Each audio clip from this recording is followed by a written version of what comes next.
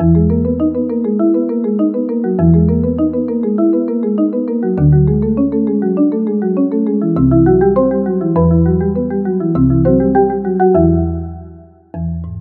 to Scrollin', episode 87. I'm Ket. Joining me, as always, Davius Starjumper. How's it going, man?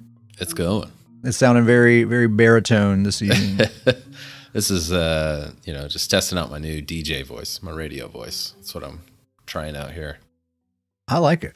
I think it works. I can't turn it off, so. You're a little under the weather, right? Yeah, for sure. Well, I think I know what's going to make you feel better. A little bit of public test server patch notes talk. How's that? Is that what the doctor ordered? Little fire song, if you will. Yep. We're going to be talking about weeks 3 and 4 of the PTS for the Firesong DLC coming up. So we'll just get right into it. We're going to start off with Wardens. Surprise. Surprise, surprise. They're getting even more love. It's kind of insanity. I mean, Wardens are already tippy top of the PvP meta. I mean, it's Wardens everywhere as far as the eye can see. Just a sea of Wardens. Yeah. And we're just making them even more OP than they already are. Basically, 3 passives are being buffed, essentially. The Advanced Species passive, they're still not done with this one. It now grants 4% critical damage done per animal companion ability slotted instead of 3%. So that would be 20% if you have all 5 slots, or 24% if you have the bear, if you're Davius and you have the bear. Oh, yeah. You better believe it. I'm just, I don't know. I'm just confused on why they keep changing this thing. I mean, at least overall, the main part of it stayed the same with the crit damage, but I'm still confused why they ever changed this thing. I kind of liked its original ability. The flat damage done was way better, for sure. And we'll talk about it later as we go through some of these Warden changes, but it's kind of ridiculous now. The flat damage done, if they just would have left that would have, I don't know, made a lot more sense than some of these other changes. Yeah, I think that would have been a lot better for PvE, especially because like crit damage is capped, and in most organized groups, you're at that cap without even trying, really. Yeah. So this only goes so far in PvE, whereas, percent damage done, flat damage done, that applies no matter what. That's not capped. Yeah, it works for everybody. I think my particular Warden, I'll be a little biased on this. I think I probably would have preferred Pin, but this isn't going to be bad. It's not like it'll still be good. This would be really strong. I mean, yeah, it's going to be strong in a different way. So potentially 24% crit damage. I mean, this is the crit class now. I mean, I always think of Nightblades as being the crit class. Nightblades and Templars, they have 10% bonus crit damage. That's the thing that makes them a crit class, is they have 10% extra crit damage.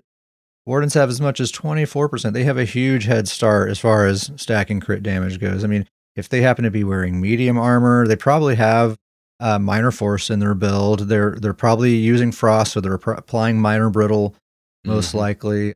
Without even wearing any crit sets, they're probably going to be just accidentally having a ton of crit damage.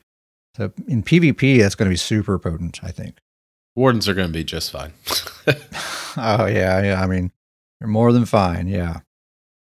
Glacial Presence passive, it no longer adds 10% critical damage and healing to recently chilled targets. Instead, it now increases your damage done by the chilled status effect based on your offensive stats. And still, this passive, it still also increases your chance to apply the chilled status by your Winter's Embrace abilities by 200%. And also remember, Arctic Blast recently got an extra 15% chance to apply the chilled status on top of that. So you can actually potentially get quite a bit out of this. The devs say it was too similar to the Advanced Species passive, being all crit focused and everything, so they wanted to differentiate those. The player feedback I've seen about this specific change is the Warden mains out there and the people who are wanting to play Frost Wardens actually really, really like this change. I think this is a really cool idea that gives them a great option to be a Frost Warden without forcing them to do it if they don't want to. Like, if we could just kind of undo all the other weird stuff that's happening with Warden and just focus on this thing and keep this thing, this actually seems like a really cool idea on its own. So that's the feedback I've heard on that. Any thoughts on that, Davius? I'll let you get through this next one, and then I've got some thoughts just kind of on the wrap up of Warden. But I'll let you get through this one because it'll involve that one as well. Oh yeah, I mean, there's going to be plenty to say about this next one.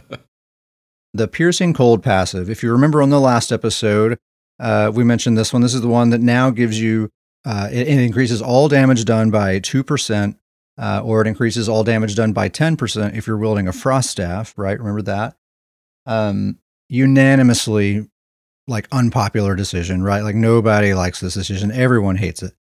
You look at the forums, you look at the subreddit, read your guild chats. Everyone just super duper hates this idea. Even people who like want to be a Frost Warden and that's like their favorite thing. Even they're like, this is not the way to do it. So anyway, they took that feedback and they said, you know what we're going to do? We're going to take that 10% and we're going to increase that to 12%. So now when you're wielding a Frost Staff, you're going to have a 12% increase to all damage done. Still just 2% if you're using any other kind of weapon. It's a bold strategy. GrizzlyCon says, Jesus Christ. My sentiments exactly, GrizzlyCon. It's obviously a situation where like, feedback is not wanted on this thing. The decision has been made. It has nothing to do with what the players want. What the players want is clear, right? Like this is not, everyone hates this. They've made up their mind for reasons, for other reasons that have been, you know, that they've come up with in meetings or whatever else. Davius, what's happening? Why is this happening? I have no idea. I mean, so many things. One, you've spent the past year plus 18 months bringing hybridization to the game, diversity on builds, all these different pieces, mythics and monster sets, 5-piece. People, you know, make these 3-piece, all these different builds to get all these different types. And with one change, you've said, oh, by the way, if you play a Mag Warden, you will use a Frost Staff. That's the only weapon. Any Frost Staff, any Mag Warden build, and potentially it could just be any Warden build. Maybe Stamina Wardens will throw a Frost Staff on. I don't know. Maybe they'll find a way. I think it'd be pretty easy to do. I mean, especially you can just put all the Animal Companion abilities on your front bar, use all the Stamina Morphs if you want. Yep. Just use a Frost Staff and you're good. Yeah. No problem. You get 12% damage. It's just if you're a Warden, they want you to use one weapon type, which is just completely against the hybridization that they've been trying to set up. I don't understand it. Well, and it's against their whole, like, you know, the philosophy has been for the longest time, play how you want. That's been the mantra, which granted, I haven't actually heard any ZOS employees say that phrase in quite a while. So maybe that's just out the window now. I don't know. But this definitely is not play how you want. Yeah. And it just seems even more ridiculous to me. Kind of like I was saying earlier, the original version of Advanced Species increased your damage done by the ability, which seems so much better way to increase damage done. The more abilities that you use, the more your damage was increased. And so this already kind of existed in a much better way. They got rid of that. They changed that ability and then threw this in here. And then the Glacial Presence, they made the change because it said it was too similar to Advanced Species. So it just is like, if they would have never changed Advanced Species, exactly. It's like none of these changes would have been necessary. It's just crazy to me that they're just tinkering in all of these changes, and it's like it doesn't make sense to me.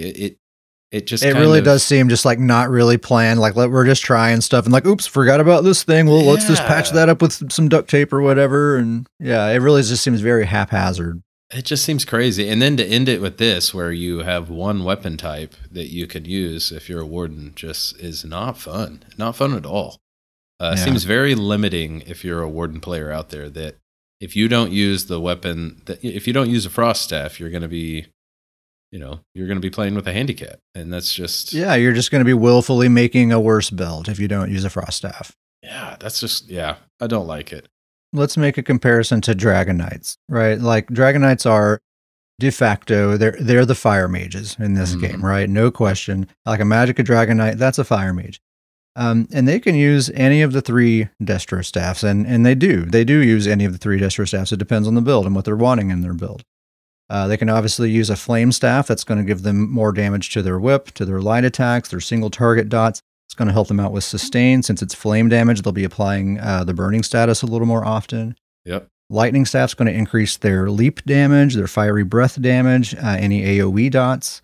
The old heavy attack builds that they don't really exist anymore, but they often would use a Lightning Staff as well.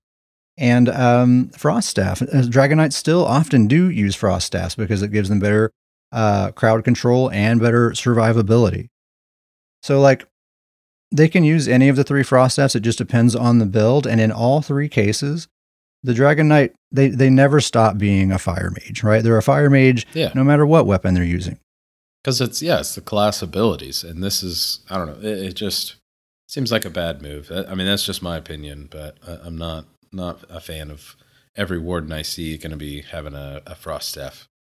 Yeah, I mean, if you're a Warden, if you want better CC and better survivability, use a Frost Staff. If you want better damage, also use a Frost Staff. Yeah. There's no decision to make it. There's no depending on the build or depending on the play style or anything like that. It's just use a Frost Staff. That's it. That's the end of the thought process. The question ends at the class. Warden, question mark? Oh, Frost Staff. Frost Staff. No, I didn't tell you my build yet. No, you don't need to.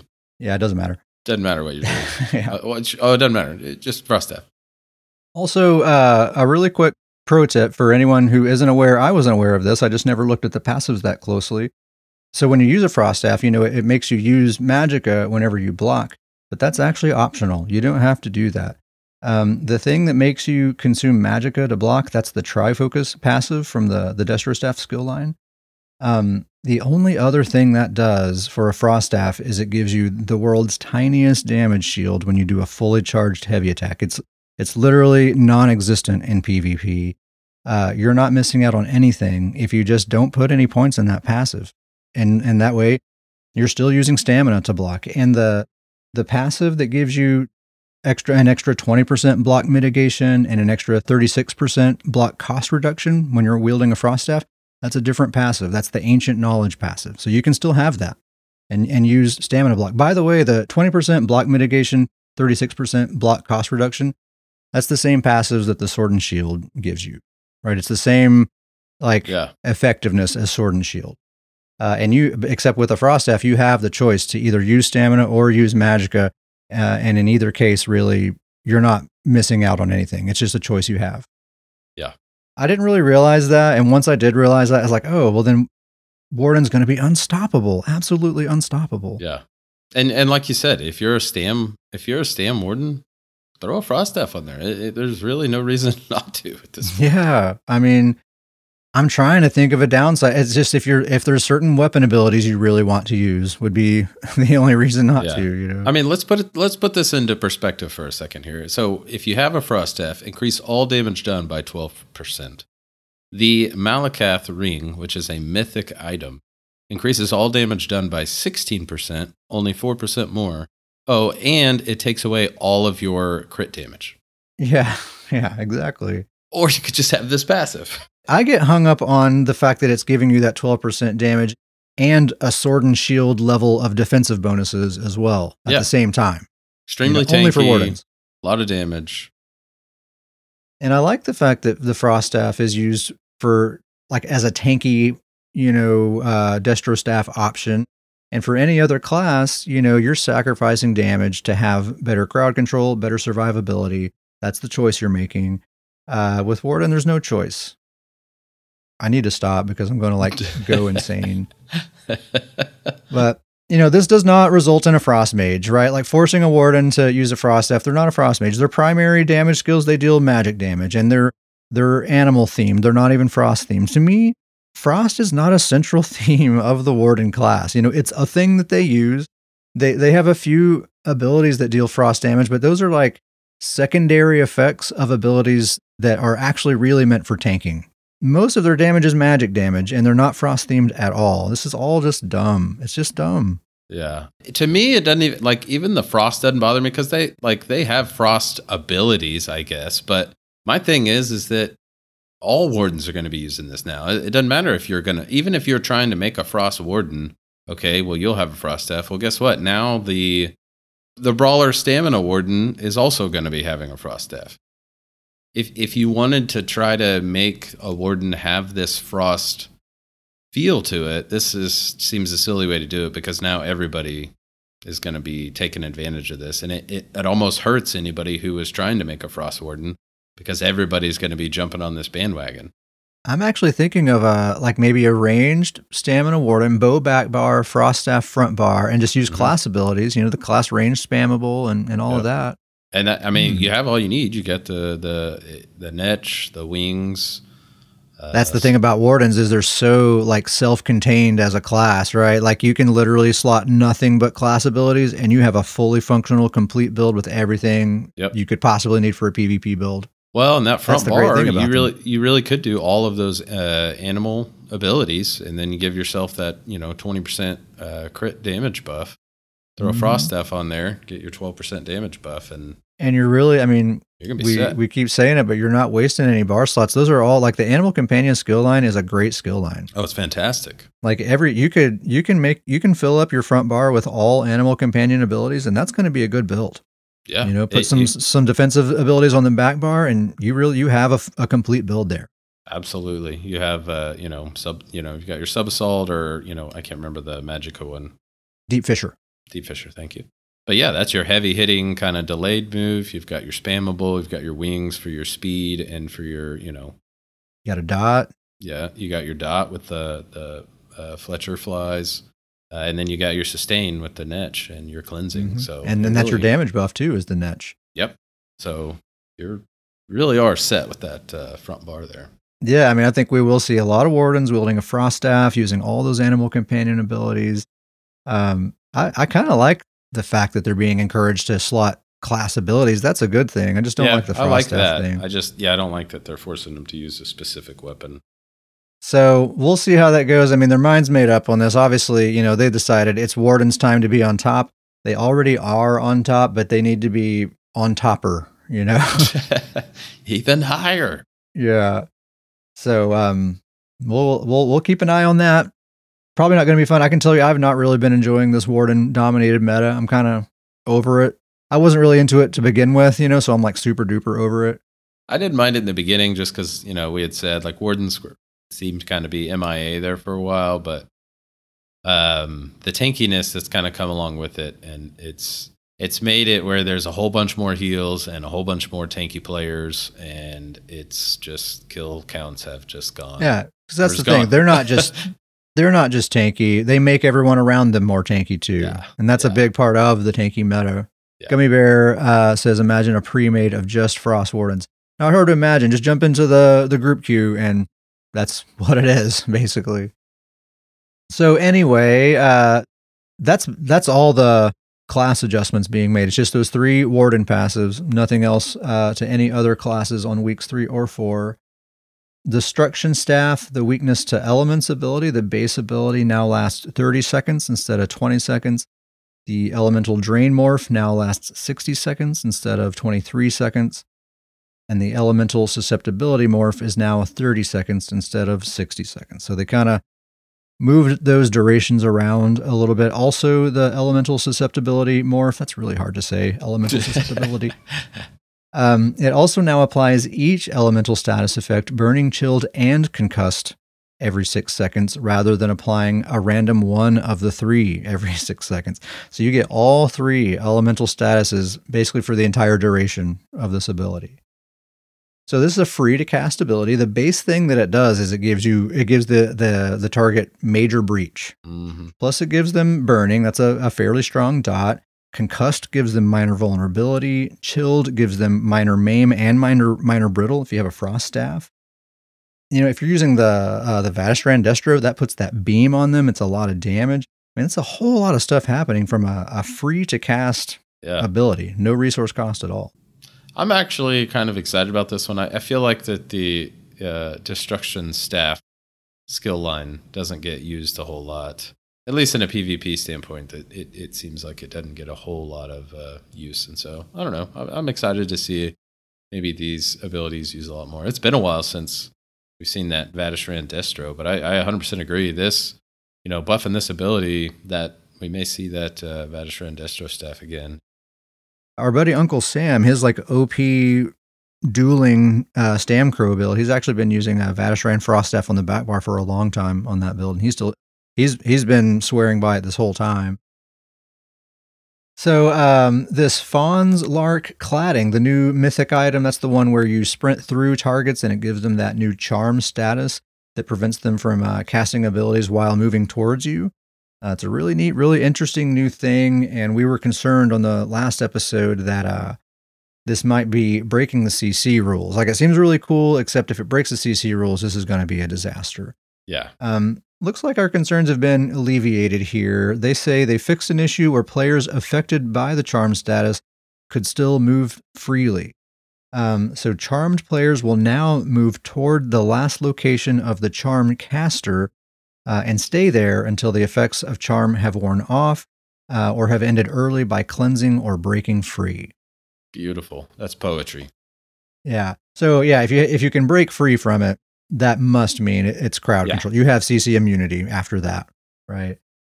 So that's great. And actually, I'm actually like, I can kind of breathe a sigh of relief. I'm looking forward to this thing. This thing actually seems really fun, really neat. It's going to add a new dynamic to BGs. It's a new form of CC that I've actually seen a lot of people on the forums say, like, this is going to be a disaster. Like, this is just going to wreck everything. I don't think so. I really don't. Since it's crowd control and it follows the CC rules, I say game on. You know, I mean, it's not any worse than being knocked back with a javelin into a lava pit or anything like that. You know? Absolutely. Or off the map. This is interesting to me because, you know, on some of our sewer runs, there's a boss on I think it's on the DC side. I could remember. It's either AD or DC. I know it's not on EP. But there's a boss that does an ability that we've always said it was like a reverse fear, and it like slowly pulls you in. And we've always said that's such a cool ability, and it seems like that's what this is. It's essentially that ability is going to be able to be used by players now. It's kind of that same idea, and so I think it's going to be cool. As long as it follows the CC rules, I'm down. That's cool. I wonder if that boss that I know the boss you're talking about. He's like a flesh Atronach in the sewers. I can't remember his name. But he does this CC. I wonder if that actually is the charm status. Like it's already in the game, and this is the first time a player has access to it. Because it seems like how this is describing it. Like you're moving towards the enemy. If that is the animation, that's cool. That we've cool. always said like every time we've done that fight, we always said how cool it was. And it's slow. It's not like you're being yanked towards them. Your character's like slowly, like zombie walking towards them. Yep. So that seems cool. I see a lot of people still very concerned about this, but for me, like my concerns are totally alleviated. I think it's going to be fun. I'm going to farm this thing out and probably try to make a weird build with it.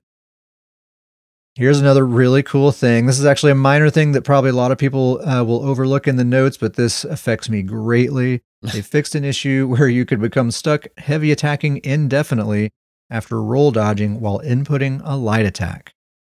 Anyone who plays BGs with me while I'm playing on my StamBlade has probably heard me like yell and curse about this exact bug. It happens on that particular character for some reason. It happens to me all the time, and it's cost me deaths. It's cost me kills.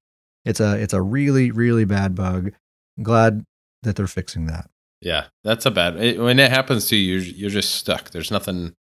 Yeah, like you have to complete what I found actually solves it is if you do a bash, like if you make your character do a bash animation, that'll snap him out of it. But by the time I like realize it's even happening, it's often too late. You know, I've already like missed the opportunity to cast a heal when I needed to or whatever. Yeah, that's my thing is that once it happens, it's just enough time to throw you off where it's going to cause you to get killed. Yeah, really bad bug. So thank you so much, Zos, for fixing my least favorite bug. Most favorite bug doesn't exist anymore, does it? The running on top of your horse? Running on top of your horse, greatest one ever. I don't know. Maybe it's still out there. I haven't seen it in a while, but I wonder if that's a strictly client-side bug. Like maybe it just depends on how crappy your computer is, if you see that bug or not. I have not seen it in a long time. My computer's not amazing, but it's good enough. I honestly wonder with all of these like subtle, I think you were the one that put this idea in my head, but I really do think there's something to it, is all these little subtle upgrades they've made to like performance and visual, like all these minor things. If somehow they just, that's what I think, accidentally fix that bug, you know, good thing. Performance, obviously performance is good, but man, nothing beat, you know, a horse flying across town with somebody just sprinting full speed on top of it. It was a sight to see every time. Yeah, I think you're probably right that it was a performance related bug. That's always been my suspicion. It's like things are like not loading in the right order or something, you know, and that's what causes that. but who knows? So that's basically it for weeks 3 and 4 of PTS. It's 3 Warden passives, weakness to elements, and its morphs are changed a little bit, and Fawn's Lark cladding, and that heavy attack bug. That's basically the highlights as far as I'm concerned. I want to go back to week 1. I want to revisit this Templar backlash change that's happening. So backlash, that's the base ability of Power of the Light, Purifying Light. We talked about it on the last episode. It's basically nerfed considerably. No other way to say it. no other way to say it. A quick reminder of just what this ability does. It's a Templar class ability. You tag an enemy with it, and it deals a small amount of initial damage. And then 6 seconds later, it pops and deals damage again based on the total amount of damage you did during that 6 seconds. Right now on the live server, it's 50% of the total damage done during that 6 seconds.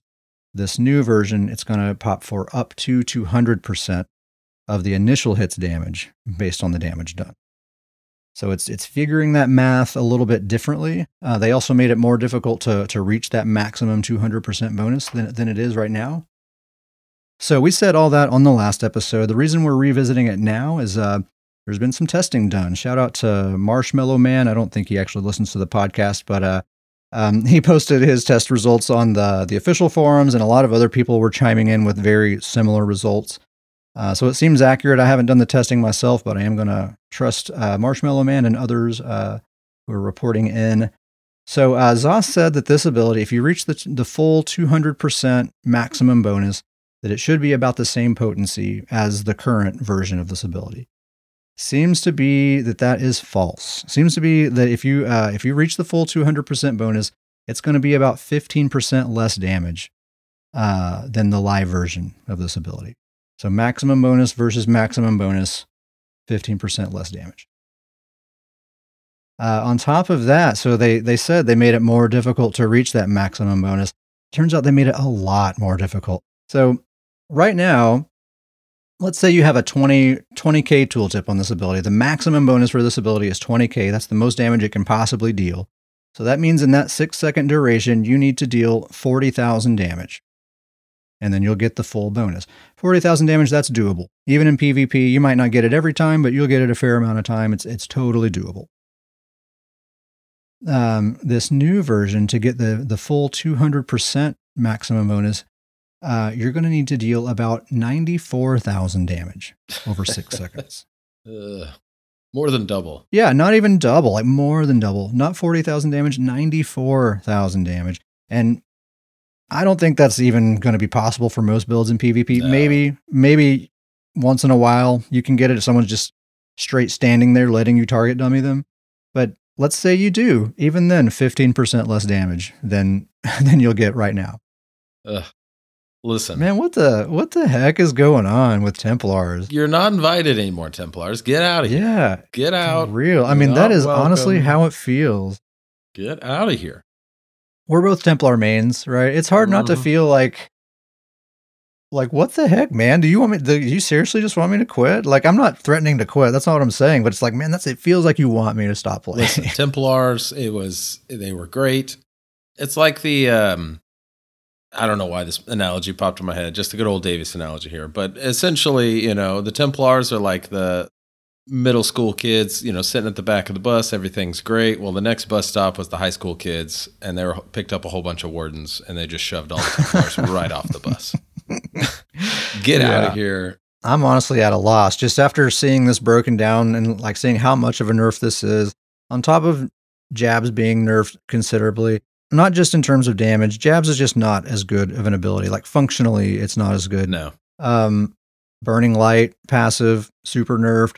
Empower was deleted from PvP, and Templars benefited from that quite a bit, so that was taken from them and not replaced with anything else. Like the abilities that give them Empower, that's still all they do, and so that's just kind of dead in PvP.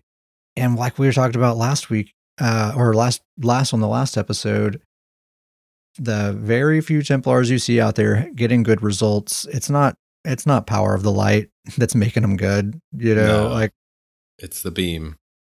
It's the beam, and it's not like Templar's a dead class. You can make a ranged like execute focused, like Beamplar, like I talked about my build and I made a build video for one even on YouTube, and it's a great build. It works really well.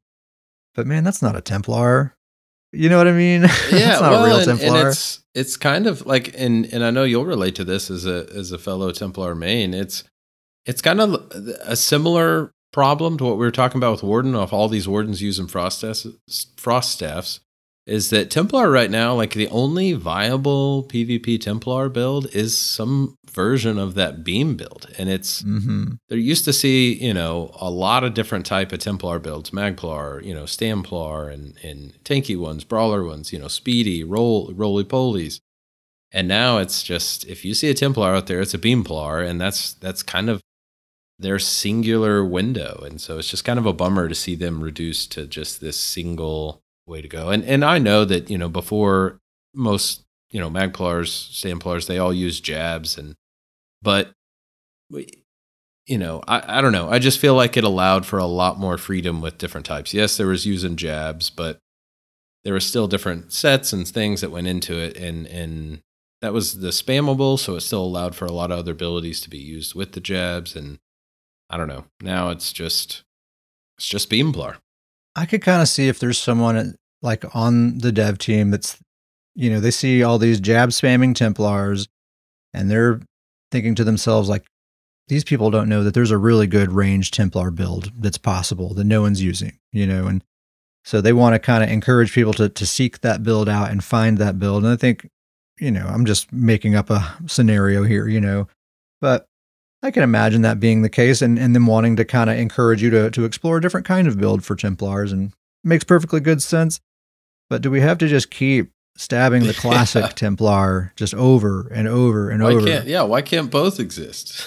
Yeah, we can have both, right? Like, the only thing that kind of like makes it kind of make sense in my mind is like, just, these people, they have a job. We've all had a job. You have a job, right? I have a job.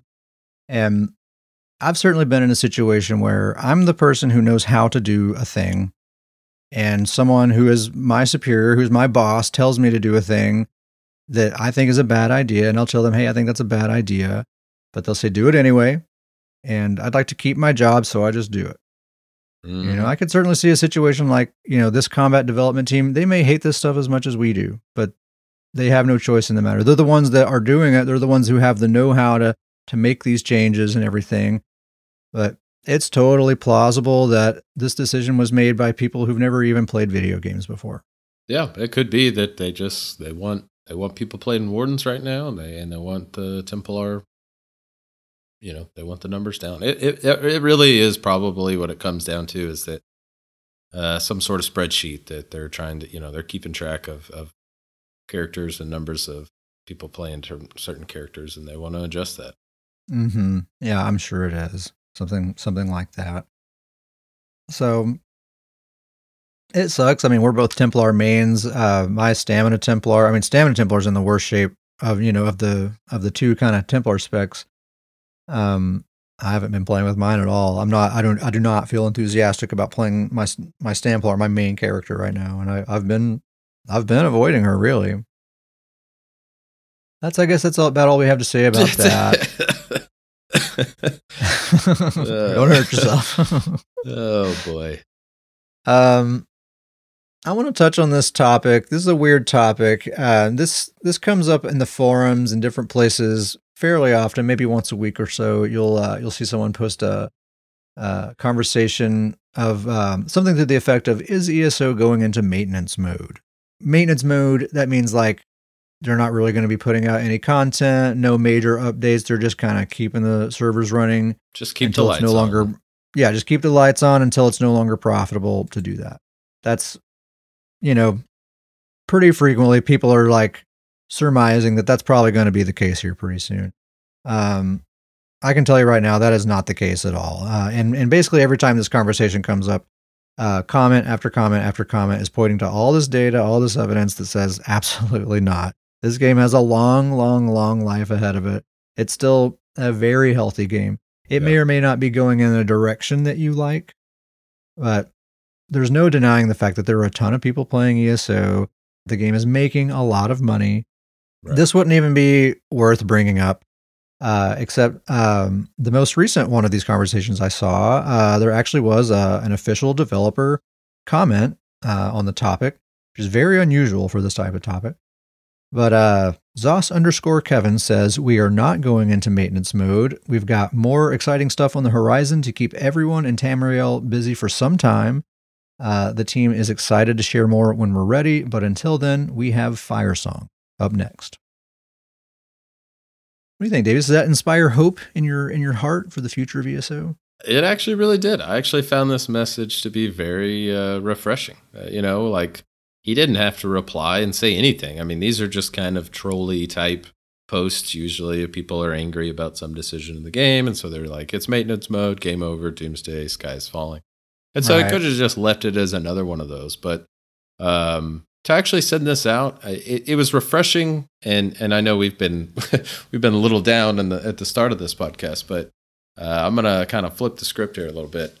It kind of got me. It kind of got my hopeful juices going again, in the sense of, it kind of got me thinking. At the beginning of this year, they were talking about, listen, guys, this is going to be a very minimal year. We've kind of scaled back on what we would usually do, and over time, I think it's when we're actually seeing that come around and actually happen. It was kind of a struggle, and we go back to the past couple expansions, and it's like, man, we really could have used something new, and it was getting a little harder to keep that going. But just this simple little message just kind of got me thinking. Okay, they had said this year's going to be minor, and I'm kind of back to believing. All right, like starting in the next expansion, we're going to start seeing some big stuff again. So, kind of restored some hope for me. I don't know if I have Stockholm syndrome or what, but I feel the same way. This actually kind of makes me feel like, okay, I think I believe this guy, because like you said, like developers never comment on these kinds of topics, and he didn't have to say anything at all. And it seems like he's not saying much. He can't say, yeah, hey, I know this year kind of sucked, guys. Sorry. That's not something he's allowed to say. But to me, the underlying message does seem to kind of be an acknowledgement of some kind that, like, yeah, we know, just sit tight. Okay. So that makes me hopeful. I'm choosing right now to believe in Zos_Kevin that we have some really cool stuff happening up next. We believe in you, Kevin. I kind of like how he says, let's see, we're excited to share more when we're ready, but until then we have Firesong up next. It's kind of like he's saying, like, we have exciting stuff later, but we have Firesong now. We got this Firesong, but just like, you wait. It's gonna be. Let's just power through, guys. Let's just kind of.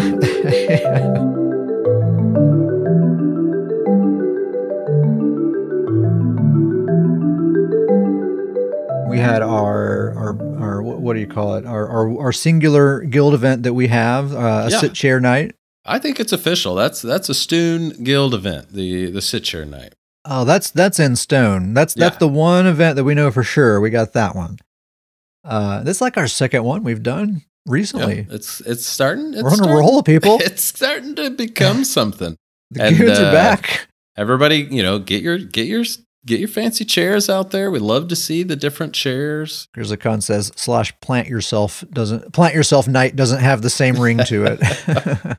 Yeah, not quite. That's the new chair emote. It's /plant yourself to sit in that new cool looking plant chair, which is neat. I have it.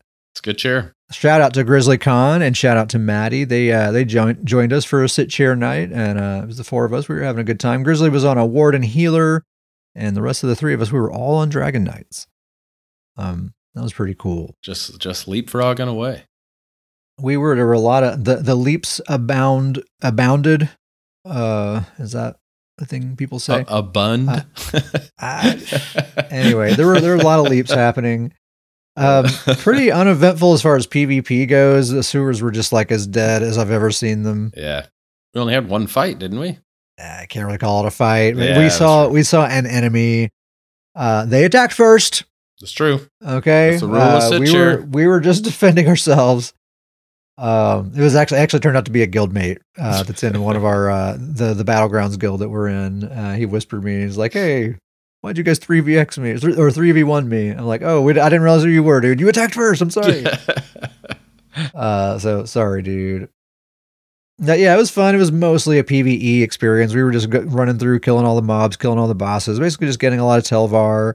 The whole point is to run from home base to the middle, kill everything, go to an enemy home base, make our way all the way there, kill everything all the way there, and then just hang out in their home base and just chill and sit in chairs and wait for people to come out. And the goal is to not fight, right? But if they attack first, it's on. Okay, Yep. that's the rule. Fight's and usually on. someone does most of the time, but we let some low-level guys through. They didn't want to fight, so some low-level guys hopped off, waved at us, moved on their way. It was good. Yeah, we saw like a level 30 something or whatever, and we're like, oh, he's a little baby, and we just patted him on the head, and he went his little way.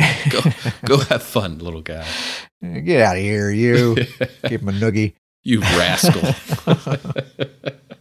But yeah, it was fun just hanging out with Grizzly Con and Maddie in Discord and just chatting. We were just kind of like listening to music and making jokes and getting a bunch of Telvar. I think I got like almost 20k Telvar out of that.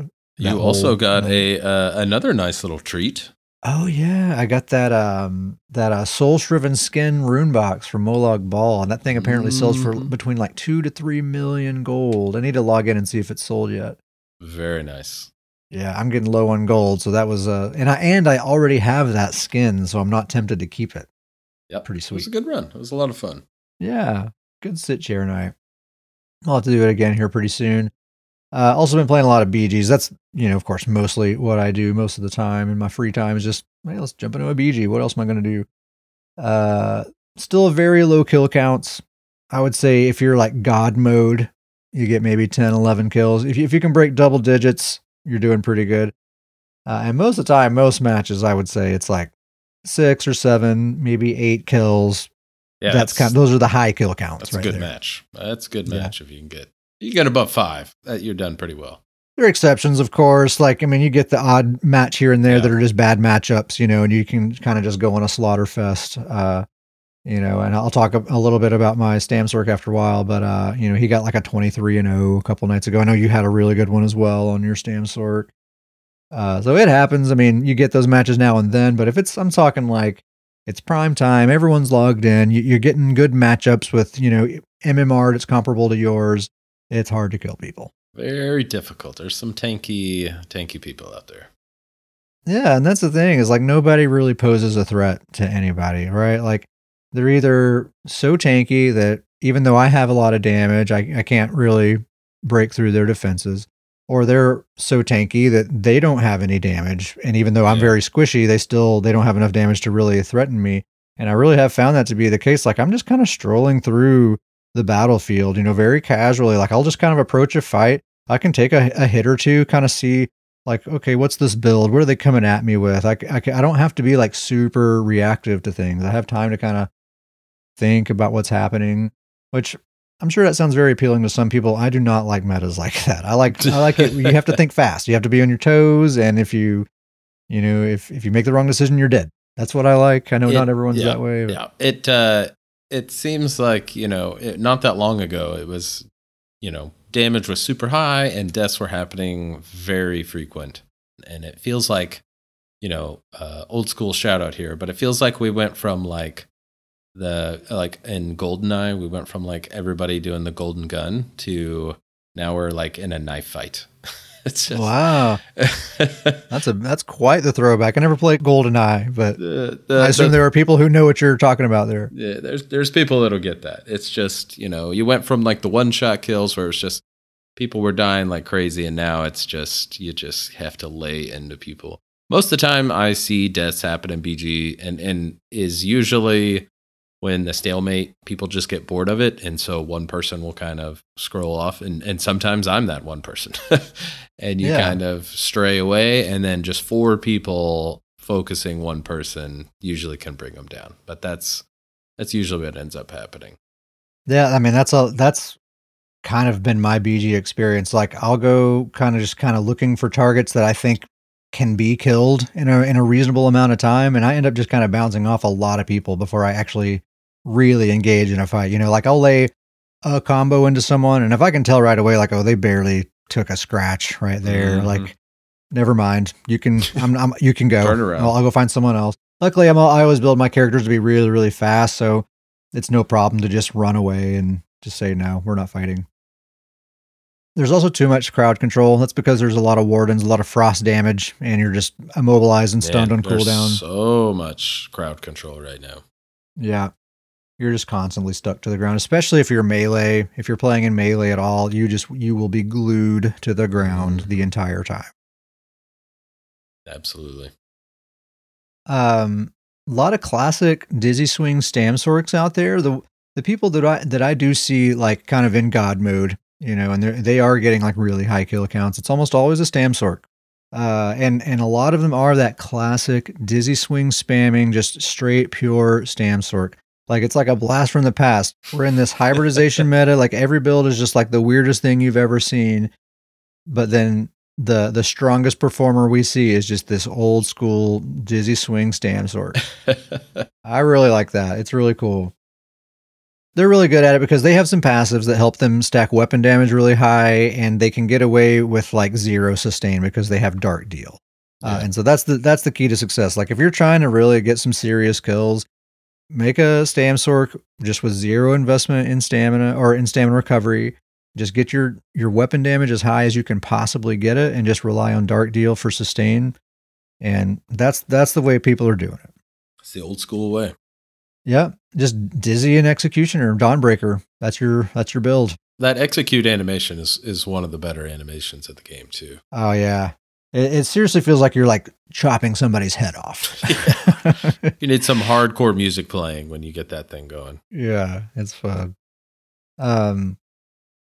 Speaking of StamSorcs, Davis, you got a juicy scoop on your StamSorc. Last we talked, you had a certain StamSorc build that you told me about, but since then, I think things have changed. Things have changed. So what's going on with Thane of Pain? Old Thane of Pain. So, you know, you might be upset with me on this. I can't tell. We'll have to see. It could be one of those where you can't be mad at you, Davius. Yeah, you come on. So I'll start off with just kind of talking briefly about the build that I tested out. You know, we like to talk a lot about Theorycraft and builds we come up with. Mm-hmm. I'll talk through this build, say what it was, what the idea behind it was. It was complete garbage. Don't do it. That's the disclaimer. Here's a build did not not work to out. Do. All right. So mainly, you know, I had my StamSorc. I saw your StamSorc. Tane was, you know, you throw him on, looked like he was having a lot of fun. We've had these two characters play together, and so it kind of motivated me. All right, I want to get my StamSorc going, and so we can duel StamSorc and have a lot of fun. So my main idea when I was putting the build together is that I have already plenty of these kind of tanky brawler, you know, the brawler support build, the go-to Davius build. And so my idea was like, all right, I need to have at least one character that can get some kills. And so that was kind of my mindset as I was putting the build together is I'm going to make this character to actually be one that can actually get some kills. Okay. So what I did is I did the Kvatch Gladiator. Shout out to Uncle Sam on that one. And 3-piece agility, the Engine Guardian monster set, and the 1-piece trainee, and then I did Oakensoul to do an Oakensoul build. So you got to experience me testing out this build. The Oakensoul kind of limited the StamSorc toolkit. It wasn't brawly enough. I didn't have enough defensive abilities, and so I would kind of jump into a fight and then just kind of get rocked and couldn't get away. Didn't have enough of the kit to get away and get out of there in time. I was trying to just go Dark Deal as the only heal. That didn't work out because people can interrupt it, as well as, you know, if you have no magicka, then you can't cast a Dark Deal regardless of what your health is. Yeah. You know, I was doing the rapid strikes for the spammable, and I had spin to win, and then I tested out Haunting Curse, and then I tested out Endless Fury. It just didn't have enough. It just wasn't hitting enough. And so I kind of went fully back to the drawing board. You know, we did some BGs last night. None of them, I would say, really went well. It just didn't feel right. The build didn't feel good. Didn't like how it was playing, and fully went to the drawing board here. Now, here's the part where you might get a little upset with me, because I did find a new build, and I did play with this build multiple times today. Worked out really well. Had 2 or 3 matches where I got the double-digit kills. Now, here is the kicker. It's not really a StamSorc anymore. Okay. I went much more MagSorc. Okay. But so the new build is because kind of the same idea. I kind of went back to the drawing board, and I want to have that same mindset. Is that I want to have? I've already got these other characters that if I want to play a brawly build or support build, I kind of already have that, and so I didn't want to just make another version of that because that was kind of what I was feeling last night when I was playing it. Is that I was like, I'd rather just be playing my Stamina Warden or my StamDK Lord of Nords, and so I was like, all right, I'm gonna just come up with a build that's gonna get killed, and so kind of came up with my own version of you and Uncle Sam's MagSorc build. So I stuck with the Kvatch Gladiator. Nice. So it's Kvatch Gladiator, War Maiden, One Piece Chokethorn for Magicka Recovery, and still Oakensoul. Surprisingly, whoa, made the Oakensoul work on there. I feel like Oakensoul has become my Wretched Vitality. Like that's Wretched Vitality for me. Thing. You know, you get these like comfortable parts that you can throw on a build, and it takes care of the things you don't want to do. That's kind of what, like, you know, Wretched Vitality kind of takes the Wretched Vitality Gaze of Sithis kind of takes care of a chunk of the build. That's kind of what Oakensoul does for me. Is it takes care of a bunch of things of the build that I don't have to worry about. You're not the only one, man. I see there's a certain Bow Crow that anyone who plays a lot of BGs probably knows exactly who I'm talking about, but he's still rocking the single bar Bow Crow build, and he does very, very well. Yeah, it's just kind of with how much it's giving, it's still a good trade-off in my mind. You know, I still have builds that I don't use it because there are just certain builds where you just absolutely can't use it. And I do think that was the problem with the stamina version of this build. But now that I've kind of switched it to this MagSorc, it's, you know, let me walk through the build here. So it's still 5-piece Kvatch Gladiator, War Maiden, Chokethorn, Oakensoul. It's 5 medium, 1 light, 1 heavy, 7 divines. The jewelry is 3 infused with spell damage glyphs. And then the bar. The bar is Crystal Frag is what I'm using as my spammable. Cool. Haunting Curse and Endless Fury. So that's kind of my 3 damage dealing abilities. And then I have Streak on the build and Vigor as my heal. And then my ultimate I'm using is Overload. So the War Maiden is kind of the oddball in there, but the War Maiden actually does buff Crystal Frag and Haunting Curse. And those are kind of the main heavy hitting. You know, Endless Fury is just on there for when they get into that execute range. And then Overload is, you know, that just hits really hard. Yeah. Feels really good on a Nord, by the way. But yeah, it really kind of started working. I think a big part of it was it's not really a brawler build anymore, which is weird for me because that's not my normal play style. Yeah, you're totally ranged. That's good for this meta, though. Exactly. Is it with the way that I was trying to play the StamSorc I was trying to play it like Bearclaw and Lord of Nords. They go into the fight and they stay in the fight until someone dies. And at the very last second, they'll get out of there. And the StamSorc literally needs to kind of be a you know, kind of hit and go and a hit on the run kind of move and kind of a strategic attack. Yeah. And it just didn't feel, it just wasn't working for me. And so now this new build, it does stay back. Kind of stays, you know, it's not in the fight. It kind of stays back, but just throws heavy chunks of damage. Just kind of the tooltip for that Crystal Frag without the actual proc. So it's got 11,330 tooltip for the Crystal Frag. Yeah, that procs for 60%. Yeah, 66% more 66%. When I get the free version. And so throwing the Crystal Frag on there, Haunting Curse, you know, if I've got the Overload, kick that on, kind of throw that, and, you know, I'll throw Endless Fury on there. And it was really kind of starting to blow people up. And so it was working out really well.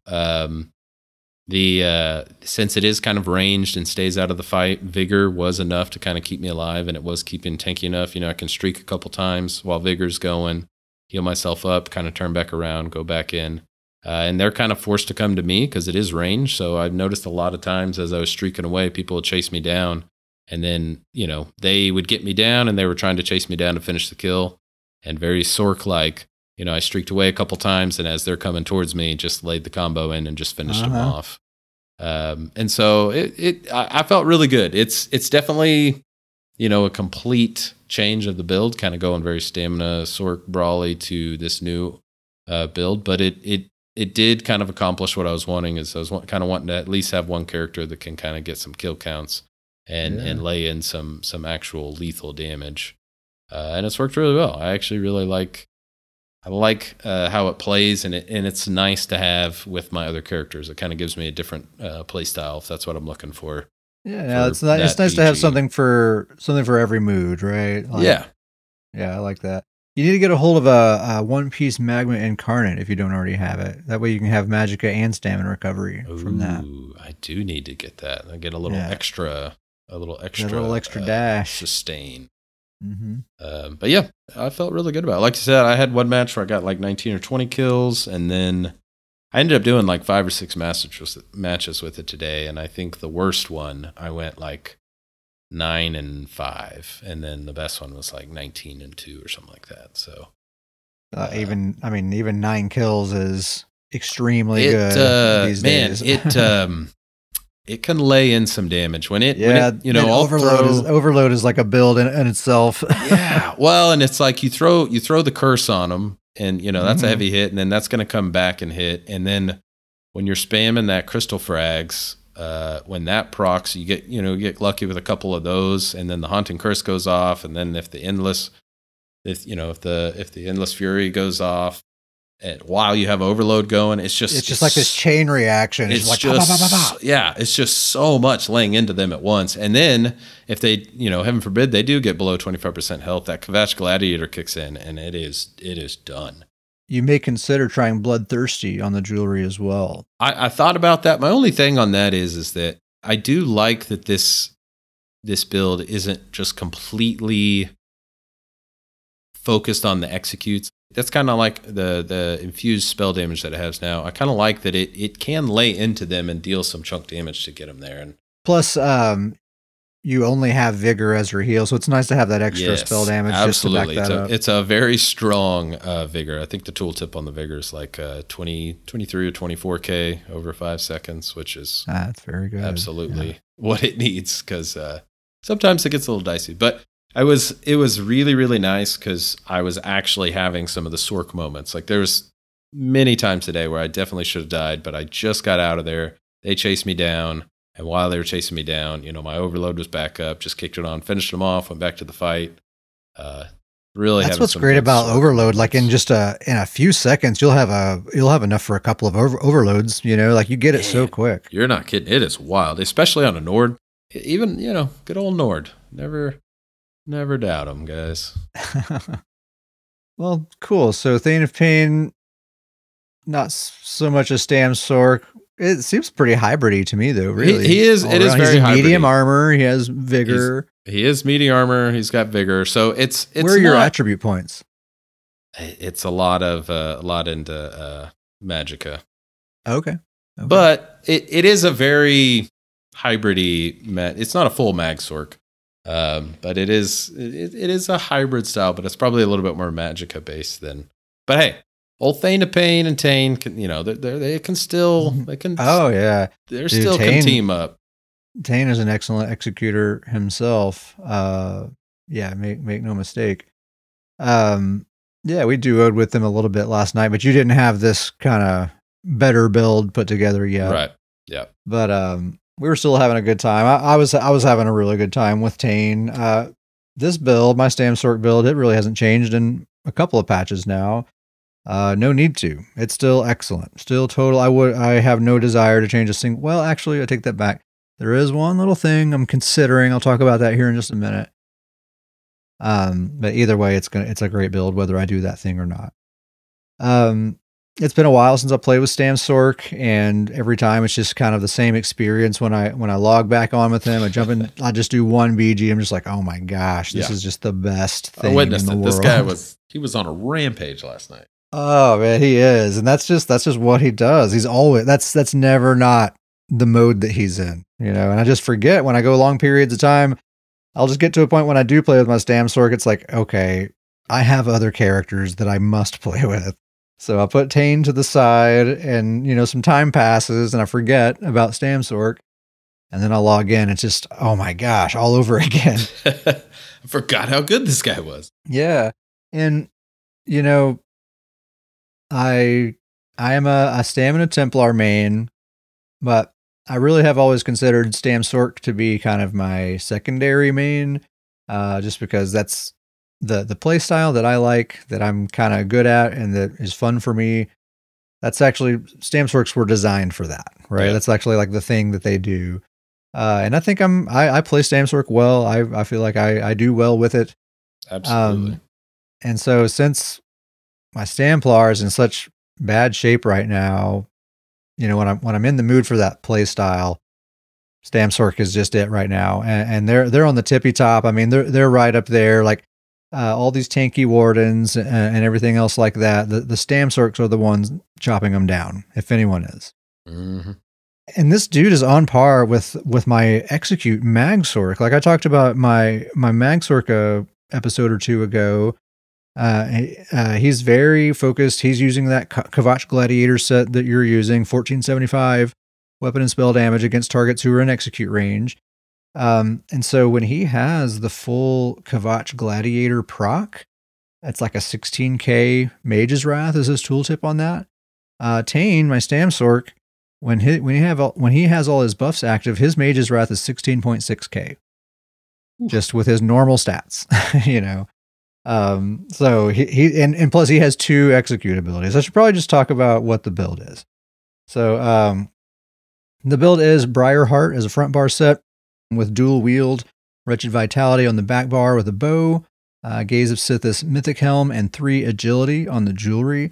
This is character 0 for my kind of standard build setup. That's what started it all. Yep, he started it all. He was the first build I put Wretched on. Really, this kind of standard setup with Wretched and Sithis and the 3 agility jewelry and the sugar skulls. That whole kind of formula really started with this guy, and it's just so good. I've started copy pasting it everywhere else. It's 3 medium, 3 light, so it is very hybridy. 1 heavy, 3 divines, 4 well fitted. The jewelry is 3 infused with weapon damage glyphs. I normally use Swift jewelry, but StamSorcs have that minor expedition, so that means I don't have to.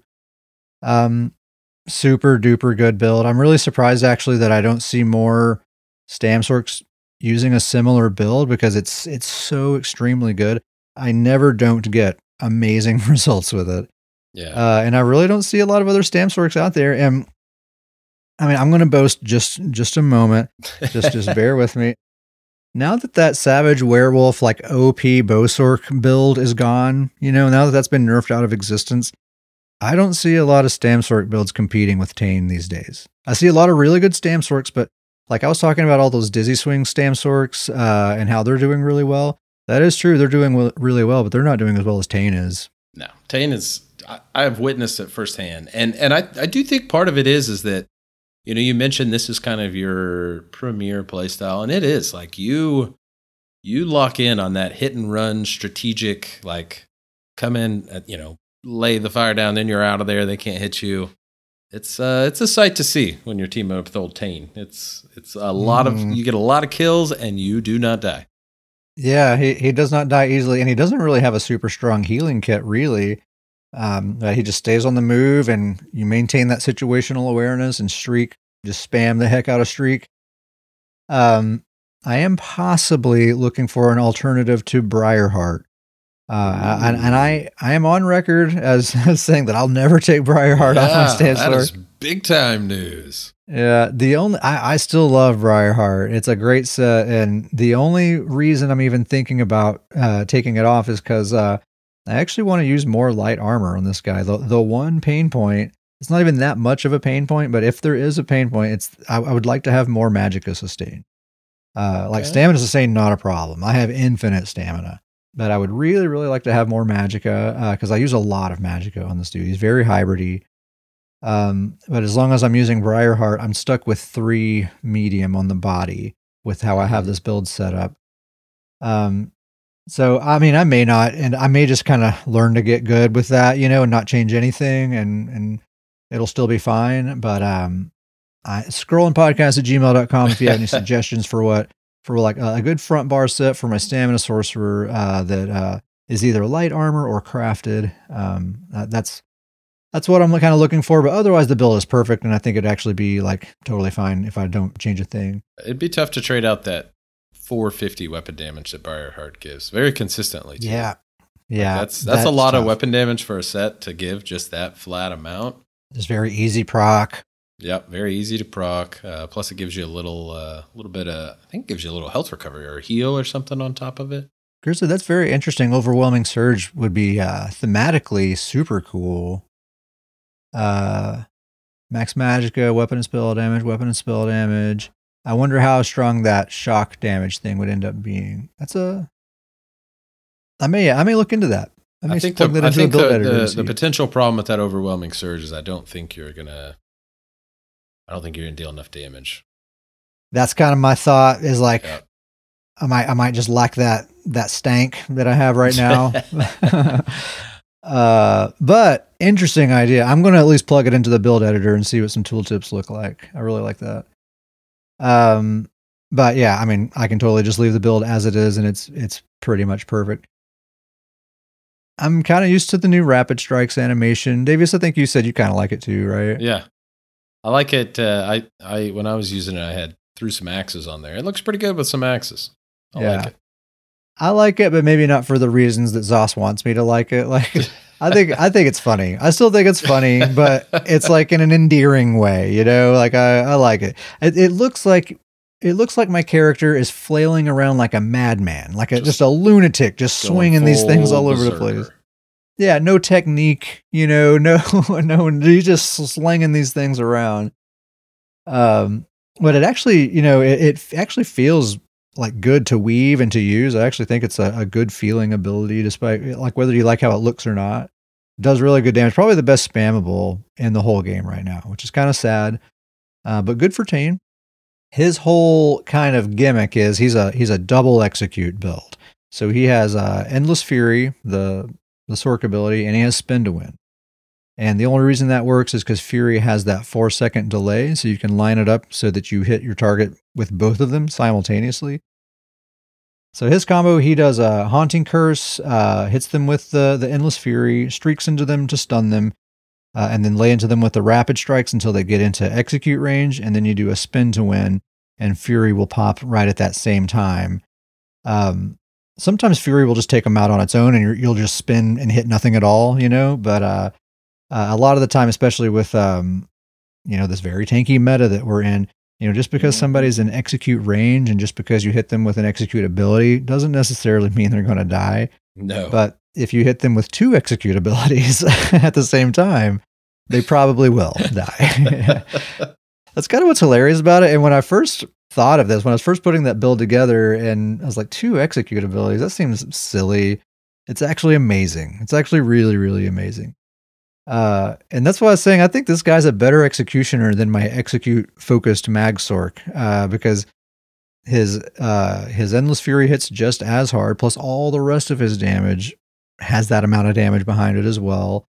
He has that long range Fury, so he can snatch and steal kills just as well as my MagSorc can, equally as well. Plus he's got that Spin to Win, so he can still like streak into a group of low health targets and clean them all up. Oof. I've watched him do it that way. So he's just kind of in Battlegrounds specifically. All my builds are very like, it's specifically a Battlegrounds build. He's godly, man. He's absolutely, I mean, I don't really boast about my characters quite this much often, but it's true for this guy. I really do feel like it's true. So highly recommend it. The only thing is maybe I might trade Briarheart, but still Briarheart's an excellent set. Yeah, it is really good for just the flat 450 weapon and spell damage, for a very easy proc. And then I think you get, there's no negatives, and there's just a bonus to it because you get a little bit of heal, and so it's nice. And I like that, like his combo, it's Haunting Curse and Mage's Wrath, so it's like part of a MagSorc combo, and then it's Rapid Strikes and Spin to Win. a stamina combo, you know, and it's like, it's That's- very like he's a stamina sorcerer, you know, It's he's a very much very a sorcerer. They're very StamSorc. Yeah. I like that. And I like that it's not crystal weapon. I like that it's not bound armaments. I actually don't like those abilities. He's like using those classic sorcerer abilities on a stamina build and doing it really, really well. So, as if we don't have enough wardens, Davius, Bearclaw the Nord. Hey, what's going on with your? This is the way to play a warden. Is you're a bow build with a 3-meter range. That's the way to do it. That's the meta warden build. That's the meta warden build.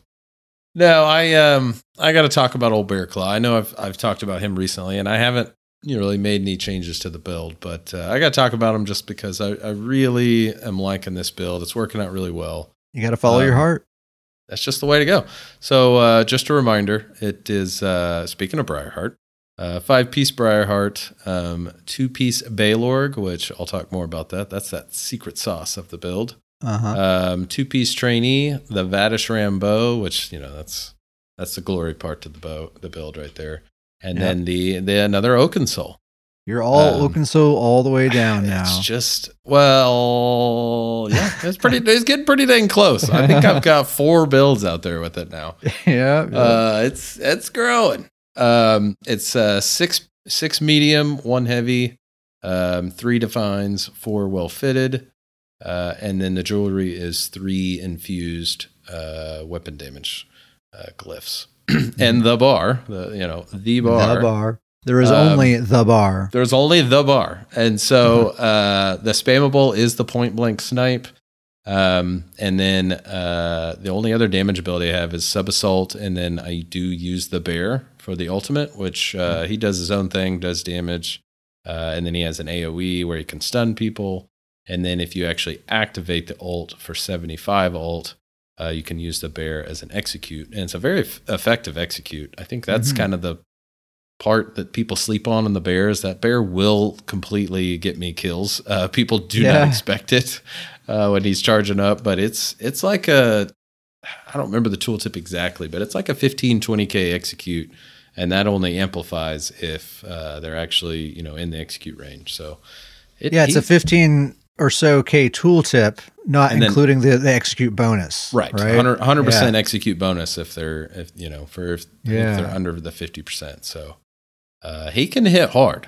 But really, I mean, the best part of the build is just the hilariousness of running up to somebody right up to them within 3 meters. Up close and personal and drawing that bowstring back. And just drawing the bowstring for the snipe, which, it's got the 0.6 cast time. So you even have to kind of watch it happen. It's so fun to do. I can't explain how fun and ridiculous it is, but it works.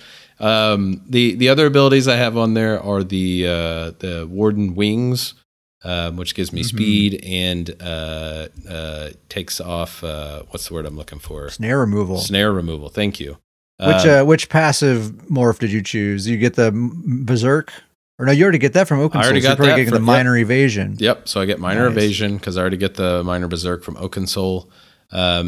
And then I have Shimmering Shield and Vigor. And that's my whole defense for this, is that I throw the Shimmering Shield on there and then throw Vigor on there. By the time that shield breaks off, Vigor's healed me back up. And it is a stamina build, so I can just spam that shield.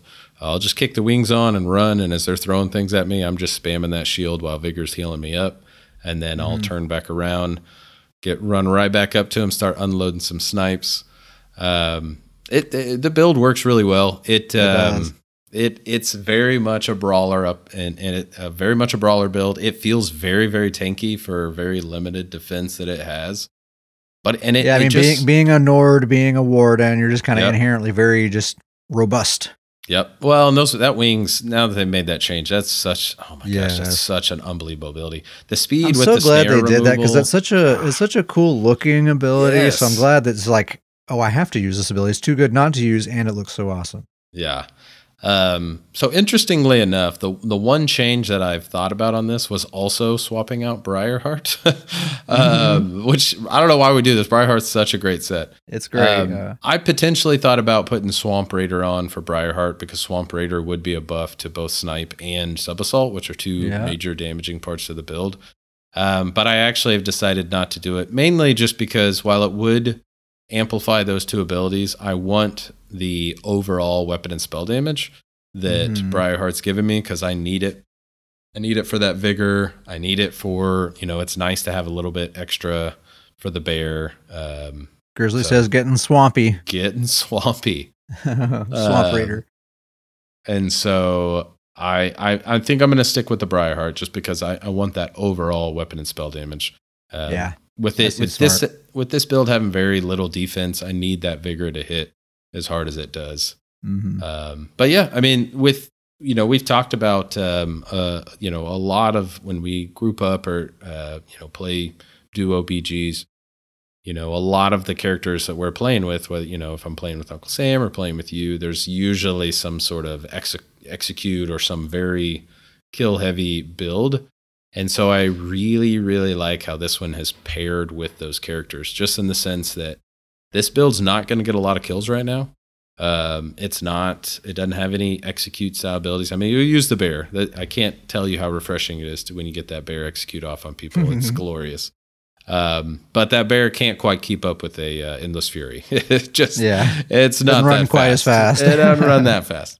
But it just works so well because right now with this tanky meta, this build actually still just takes chunks of health.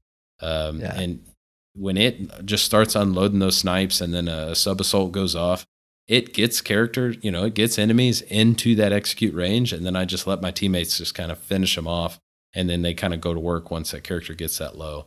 But it does do a large chunk of damage, and it probably won't finish the kill unless you get the bear going, but it just lays in chunks of health, and then usually one of my teammates will have one of their executes or something go off and get the kill, and so it's worked out really well.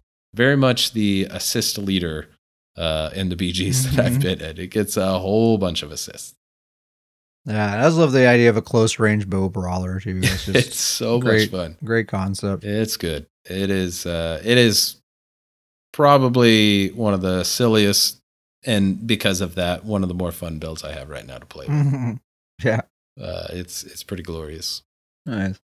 Well, on the topic of brawlers, I've been playing with my MagDK Dragon Knight, Misato Katsuragi.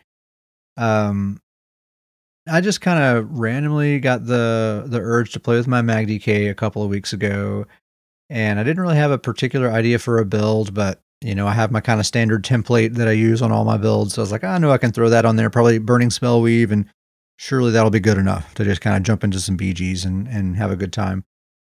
So that's exactly what I did, and man, it's better than good enough. It is instantly just like, wow, this build is actually kind of fire. Like Dragon Knight. You have been really enjoying this build. This is your go-to build right now. Yeah, I mean, I was just talking about my StamSorc, but I've actually been playing with my MagDK the most. This is the one I've kind of been the most hyped about. So yeah, she's just doing really well with kind of that standard build setup that I've been using. I think this is a really, really good meta for Dragon Knights. We kind of predicted that Dragon Knights would be in this place, right? Where they're very strong, they're very well balanced, they're not overpowered, but they fit right in this meta. The survivability is kind of at a place where DKs they can survive long enough to kind of stay in that meat blender, kind of stay in the middle of the mix, and they stay alive long enough to sort of work their DK magic. So it's a very brawly kind of meta, and it works really well for them. So this is that kind of classic battle of attrition, kind of what I think of as like an old school Dragon Knight build. Love it. Love to see it. You love to see it. Yeah. And it's so fun too. So this isn't about bursting people down quickly. It's about outlasting your opponents.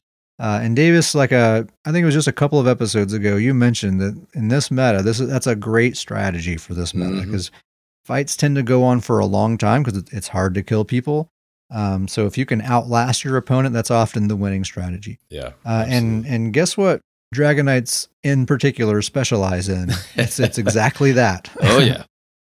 So I want to get into the build, but before I do, let's take a quick little detour here. I feel like I need to give this disclaimer one more time. It's been a long time. People who have been listening for a while, they've heard this already.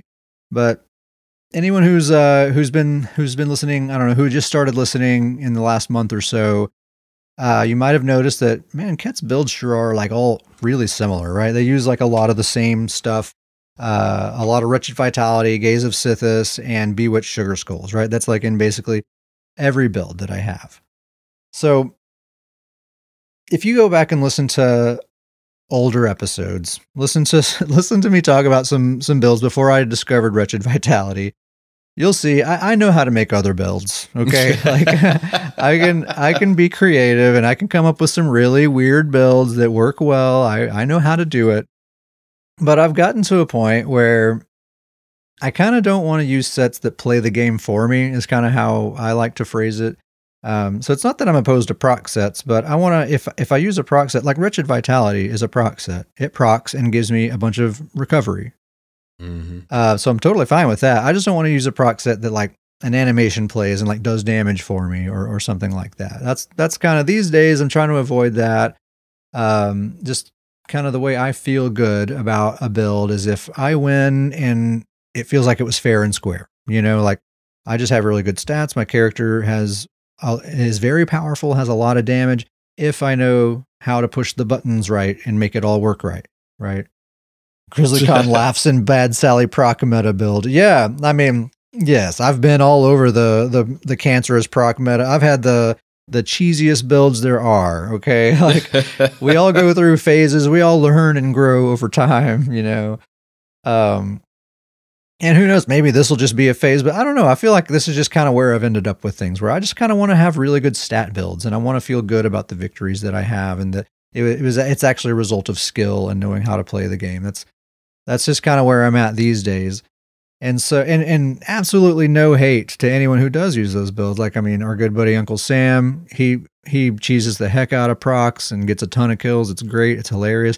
Davis, you use procs quite a bit still, I'm pretty sure. Yep. No judgment. This for sure. Yeah, it's just a me thing. So if you're like me and you want a really, really good stat build, I challenge you, scrollandpodcast@gmail.com. Show me a better ball of stats than Wretched Vitality, Gaze of Sithis Mythic Helm, and the Bewitched Sugar Skulls. Death Dealer's Fet would be one alternative to Gaze of Sithis, but I haven't farmed that, and I already have Sithis, but really either one of those. Here's what I do. I go to the UESP build editor in a web browser. I plug in that foundation of a build. I do Wretched Vitality, Gaze of Sithis, Sugar Skulls, and then I fill in all the rest of the slots with whatever else. And just right away, the stats look amazing. The tooltips are all amazing. It's an excellent build immediately. And if I try to depart from that in any way, try to use some other set besides Wretched, use a different kind of food, move things around to kind of compensate for those changes, every time it's a worse build. Just by looking at the stats, looking at the tooltips, looking at like what my character has available in their toolkit, what they can afford to sustain, what they can't. Just by every metric, it's just like, no, this is objectively a worse build. I need to go back to my standard setup. So that's kind of where I'm at with it. And the thing is, it doesn't determine a play style, right? And this is part of the spiel I gave last time. Just because I'm using that kind of foundation of a build on every character, they don't all play the same. They're still, what weight of armor are we going to wear? What are the traits? Am I going to be slow and tanky? Am I going to be fast and kitey? Am I going to be a dot build? Am I going to be a bow build? Like that doesn't determine what kind of build it is. All it is just a big old ball of stats that enables you to do whatever you want to do. So, this will probably continue to be the setup that I use on most of my characters until a better stat setup, becomes available or apparent. The one thing that I really like about it is that, and I've said this to you, is that I really like that it kind of takes care of your, when you're putting a build together, you're coming completely from scratch. There's certain things that like, I need these I need to get to these numbers or these thresholds some way or another. And I really like how this setup that you have gets you to those thresholds pretty much across the board where you like to be. And then it leaves you with that open 5-piece set that with all of your characters, you kind of at that point, that 5-piece set kind of becomes the thematic play style for that build that you're going with. Just go for like that. Well, like, it's exactly right. Like I go for one, like very thematically appropriate set for that character on top of that really nice foundation. And it's great every time. Every single time it's great. And I just think that's really cool because it does, all of these builds that you have that have the Wretched and the Sithis and the Sugar Skulls, they all play very, very differently. And so, very different, different strategies, different, ways to play them and different performances. And so I just think it's cool that it kind of, lays a foundation for the build, and then you get to really invest in that 5-piece set to really pick the theme. Yeah, just for example, like, I was just talking about my StamSorc, a real hit and run, like, outrageous amounts of damage, super speedy, kitey, that kind of build.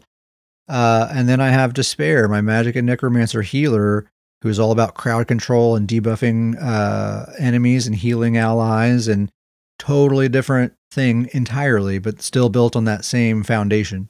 Absolutely. Yep. So anyway, that's my disclaimer there. Let's get back to talking about my MagDK Misato Katsuragi. With all that said, her build is Burning Spellweave as a front bar set with a Sharpened Flame Staff, Wretched Vitality on the back bar with a Resto Staff, Gaze of Sithis Mythic Helm, 3 Willpower on the jewelry.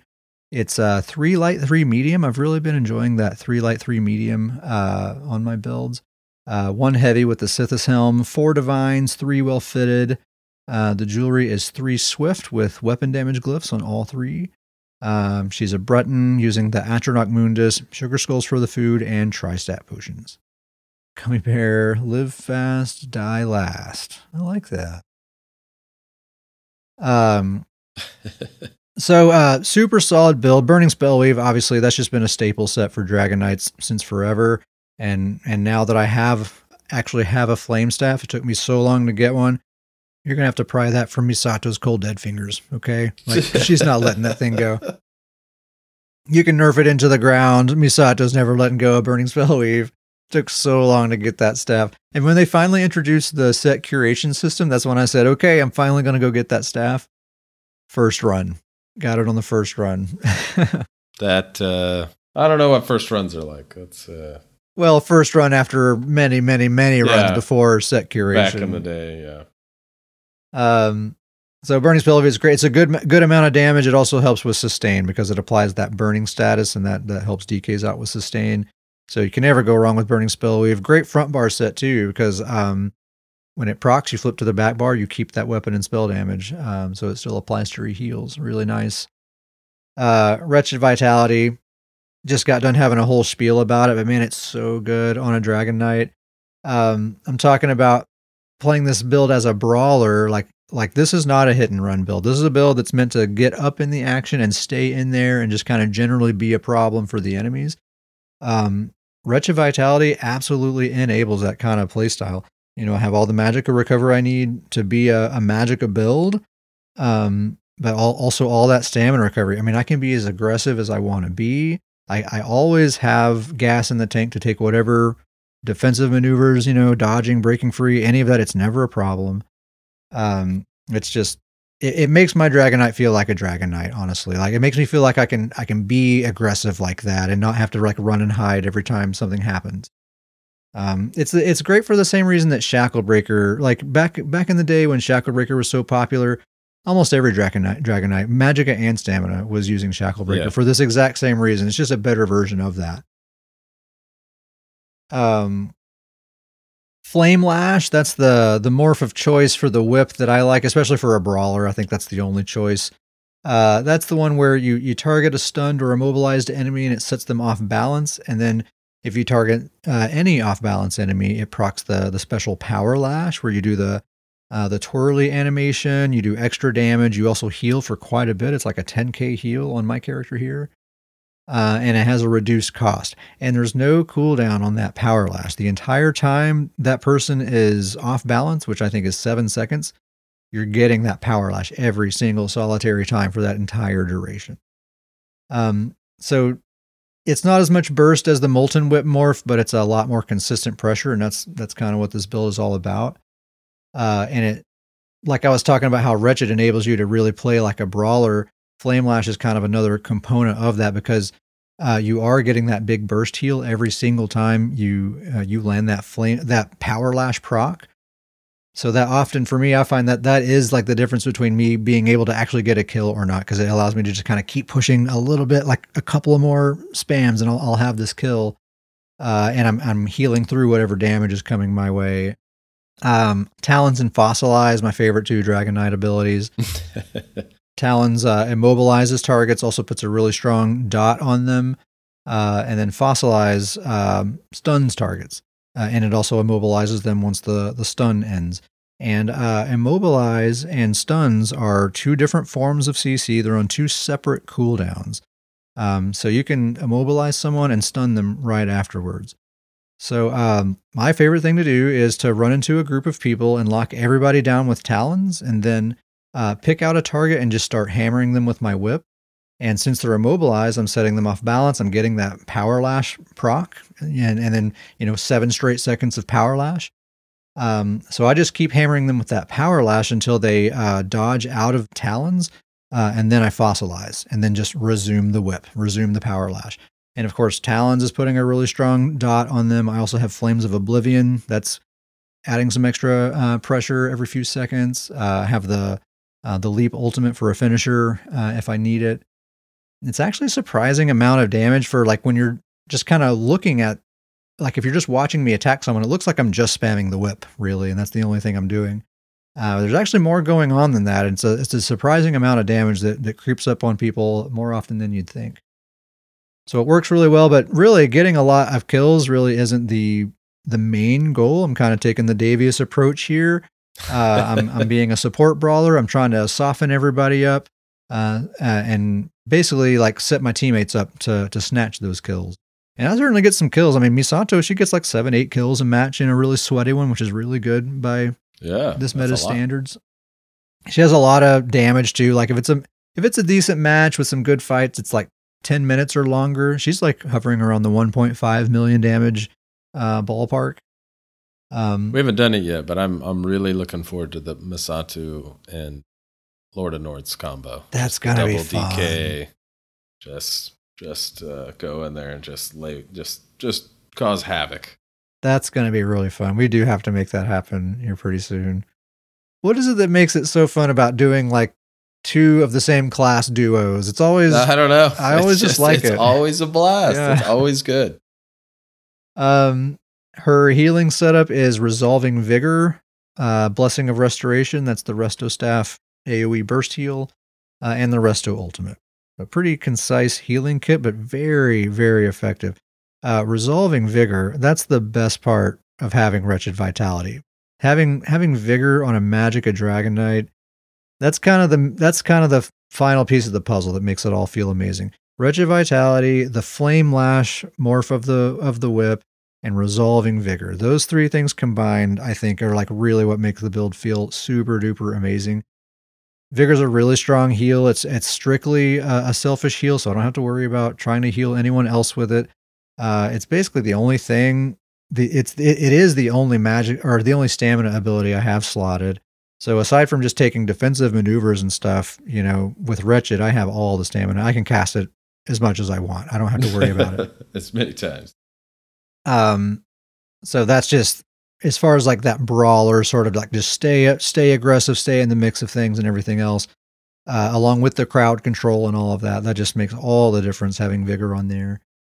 Blessing of Restoration, I'm using that instead of Coagulating Blood. Coag is a stronger heal, but it's also a lot more expensive, and I can't heal other people with that. And it's important to me to be able to support my allies on this kind of build.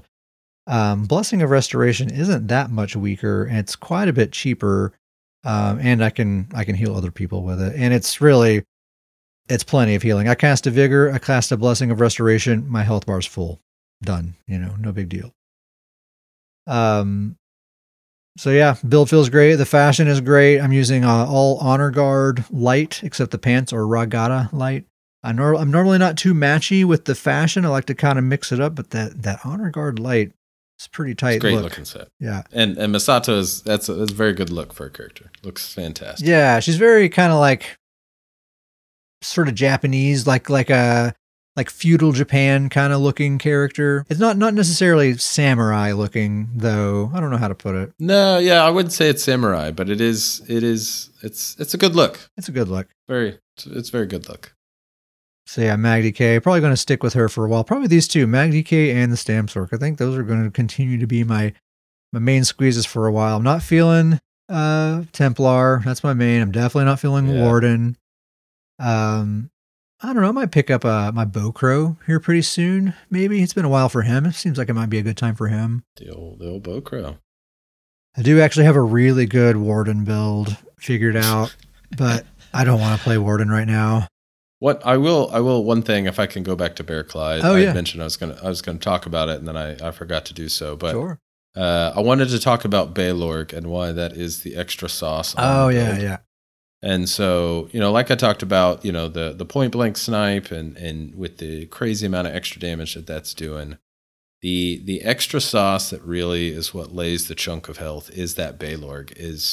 It's that shimmering shield. When I'm kicking that on as much as I am, I get that major heroism. Heroism, thank you.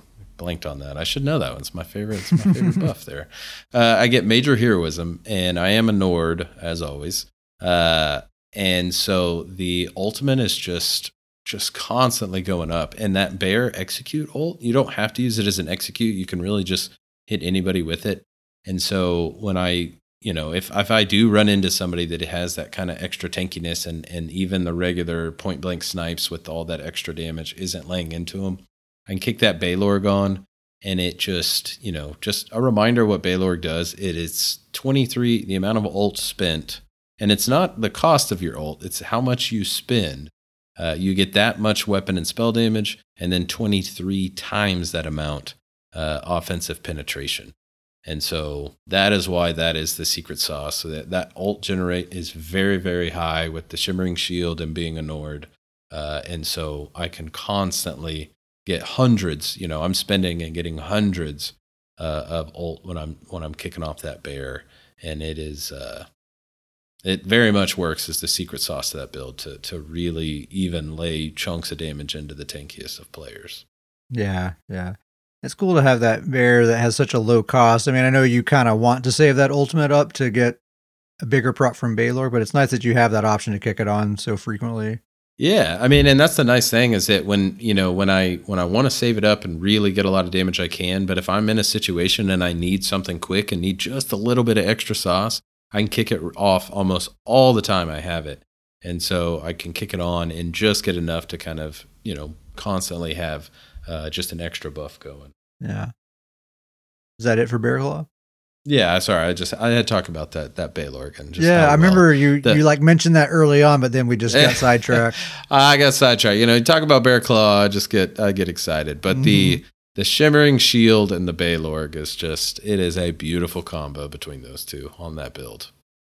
Yeah. It's cool to see Bear Claw in action. It's just a really fun build. It's really fun dude to duo with too.